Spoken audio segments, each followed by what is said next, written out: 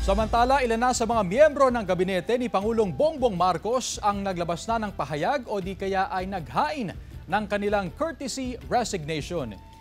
Ito'y kasunod ng utos ng Pangulo na inanunsyo ng Malacanang na magbitiw ang lahat ng miyembro ng gabinete para i-recalibrate aniya ang administrasyon at ituon ang trabaho ng gobyerno para tugunan ang agarang pangailangan ng publiko. Ayon sa Pangulo, nagsalita na ang mga mamamayan. Ang gusto nila ay resulta, hindi politika, hindi mga palusot at tatalima raw ang pamahalaan dito. Kasunod nito ay susuriin ang performance ng mga kalihim at dito ibabase ang desisyon kung sino-sino ang mga mananatili sa gabinete ng Pangulo. Hindi raw ito patungkol sa personalidad, kundi sa performance ng gabinete at kung akma pa sila sa mga bagong prioridad ng pamahalaan. Pagsisiguro naman ng Pangulo, hindi maantala ang serbisyo ng pamahalaan habang walang mga pinuno ang mga departamento.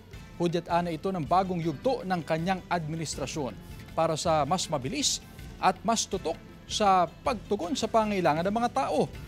Ang utos na ito na pagbitiwin ng kanyang gabinete ay kasunod ng kanyang sinabi sa kanyang pahayag kung saan kinilala niyang dismayado ang mamamayan sa naging performance ng kanyang gobyerno na hindi ramdam ang serbisyo.